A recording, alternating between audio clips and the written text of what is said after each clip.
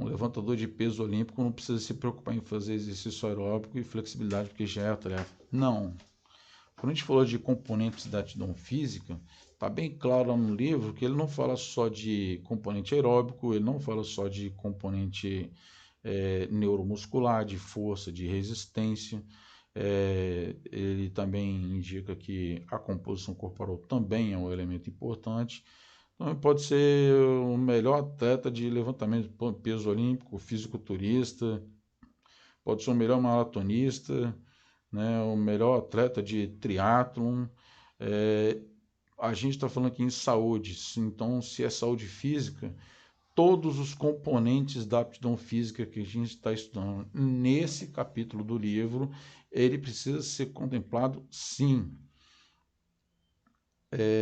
Então, no caso deste atleta que faz treinamento de levantamento olímpico, ele faz alguns exercícios padronizados, que não quer dizer que ele trabalha também todos os músculos que também são necessários para ele desenvolver, não é?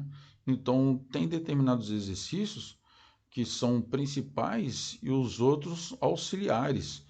E se os auxiliares não estiverem bem treinados, quando você treinar o principal e várias vezes, você pode levar uma sobrecarga dos auxiliares e ele não auxiliar mais em nada e sobrecarregar o principal e prejudicar o treinamento como um todo. Por isso tem que ser um treinamento que a gente chama de holístico, mais completo. Então ele precisa fazer treinamento aeróbico, sim. Precisa fazer treinamento de flexibilidade, sim. Ah, mas é o caso de atleta. Se fizer isso demais, aí vai prejudicar o treinamento. Então é o seguinte, temos que aprender a fazer uma conciliação dos componentes da aptidão física relacionada à saúde, porque não adianta nada ele ser um levantador de peso olímpico, campeão olímpico, ter uma medalha lá no peito lá, e não consegue nem andar direito, né? Como é que fica a condição de vida e de saúde desse sujeito? Então, este atleta, ele precisa sim de fazer exercício do componente aeróbico. Lógico que se o interesse é da performance física, como está colocado ali, ele não vai colocar um treinamento aeróbico no sentido de prejudicar o treinamento de força dele como atleta. Então, o volume de treino não pode ser.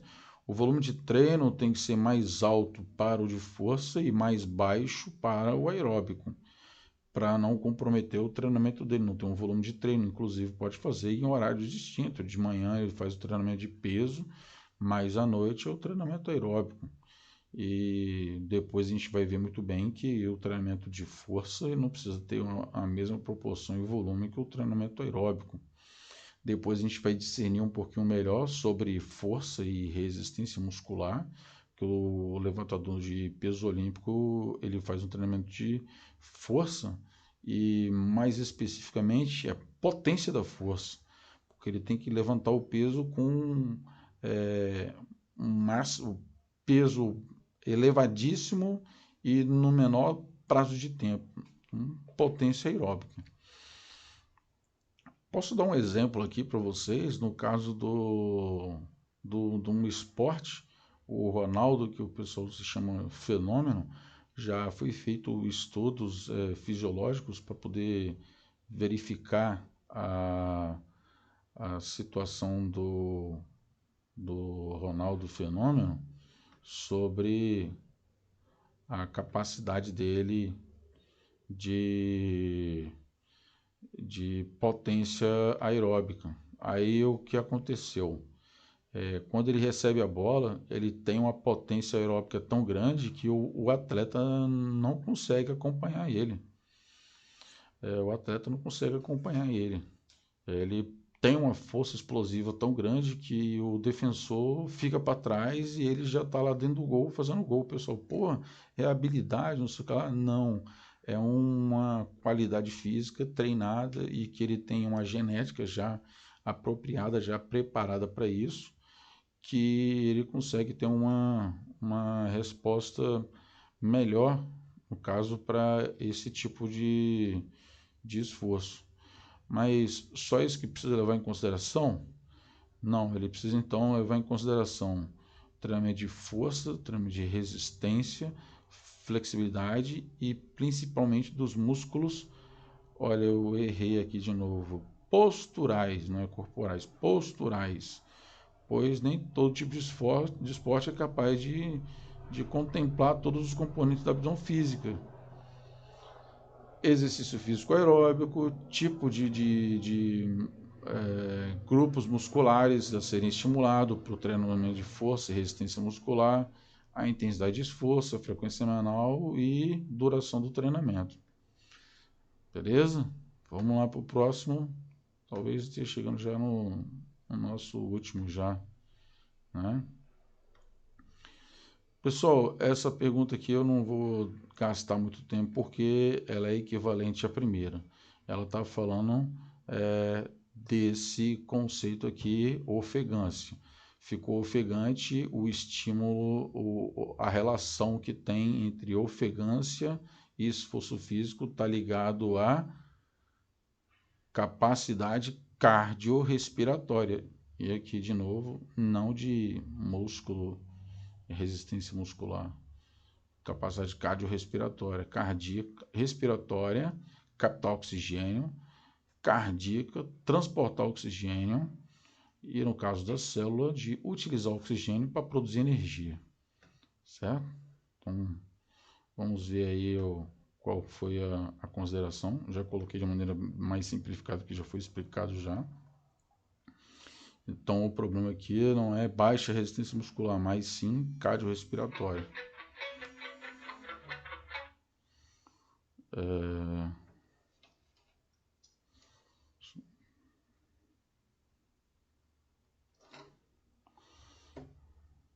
J.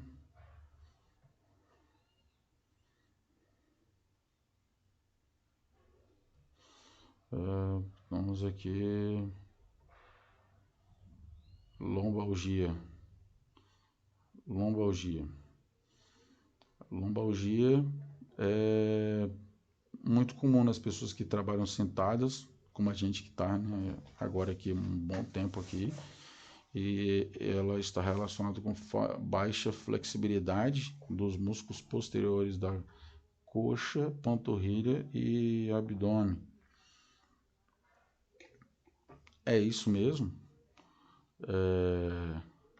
Então veja bem aí, no caso, né, um atleta ou uma pessoa está fazendo um trabalho de motorista, ele fica sentado o tempo todo e tem um outro problema da trepidação do ônibus quando vai passar por um quebra-mola, vai fazer algum, né, mesmo que ele use um monte de recurso para ficar sentado de maneira um pouco mais confortável, vai ficar sentado durante muito tempo, a musculatura dos membros inferiores, os músculos posturais estão numa condição mais limitada e devido a essa sobrecarga, ali, a vida útil dele no trabalho, se não houver prevenção, até 45, 50 anos de idade já está aposentando por invalidez, né? Então, pessoas desse tipo, basta só melhorar a condição física dele ficar a condição biomecânica dele ficar sentada, ou biomecânica melhor não, ergonômica para ele ficar sentado. Pessoal, geralmente as pessoas se preocupam só com isso, que ser mais simples, mais barato, e a maioria das pessoas são preguiçosas, né? Não quer fazer as coisas para prevenir.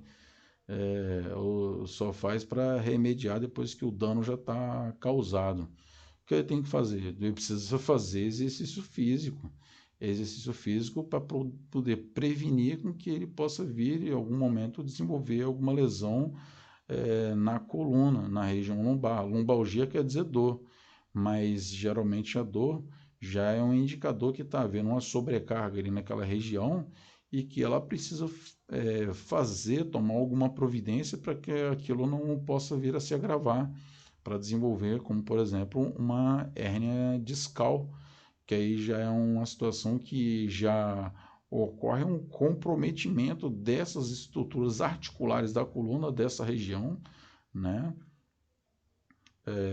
o núcleo pulposo dessa região, que é o ponto onde cria o espaço entre uma articulação e outra, ele é prejudicado, então esse núcleo pulposo, o corpo intervertebral ele é prejudicado, então ele diminui o espaço, diminui a distância, e nessas articulações aqui a gente tem o processo espinhoso, que são ossos que têm mais ou menos uma situação desse tipo aqui, e quando juntam um com o outro aqui, começa a bater. E quando há uma frequência constante de contato de osso com osso, a articulação ela se degenera, passa a bater osso com osso, e o osso, o efeito dele, quando tem contato físico, ele tende a crescer. Então ele cresce. E aí daqui a pouco a pessoa não consegue nem fazer esse movimento aqui para trás.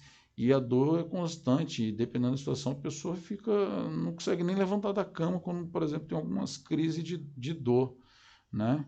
O que essas pessoas precisam fazer, então, para evitar com que venha a desenvolver doenças desse tipo, né? Ó, é muito comum pessoas que trabalham o dia inteiro, no caso um motorista, está relacionado com baixa flexibilidade e resistência muscular dos músculos posturais. Ponto, músculos posturais. Quais são os músculos posturais? Da coluna, que acompanha a coluna, os eretores das espinhas e outros auxiliares, né? O glúteos, que também é um músculo postural, posterior da coxa, panturrilha e o abdômen, força abdominal. Fora disso, né, a situação dele pode ficar comprometida e levar até uma invalidez.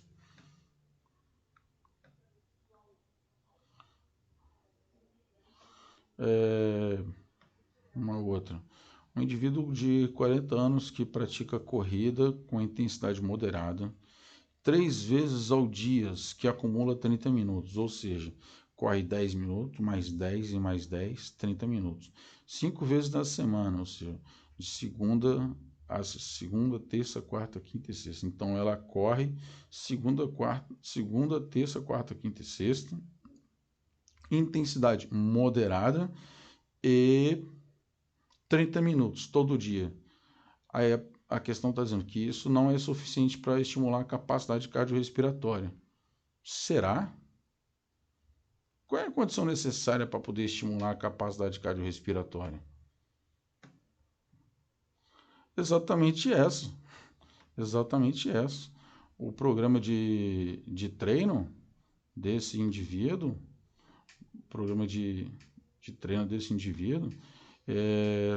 atende às condições necessárias para o desenvolvimento cardiorrespiratório dele, porque mobiliza grandes grupos musculares, no caso da corrida, você está trabalhando o músculo da perna, da panturrilha, do abdômen, da cintura escapular, ou do ombro, dos braços como um todo. Está definindo aqui uma intensidade de esforço moderada, está definindo um tempo mínimo de 30 minutos, está definindo a frequência semanal de 5 vezes na semana, e está lá no livro, no Newman, da página 8 a 9, ou página 16, as condições necessárias para um treinamento aeróbico para que possa provocar efeitos físicos necessários para a melhoria da resistência aeróbica.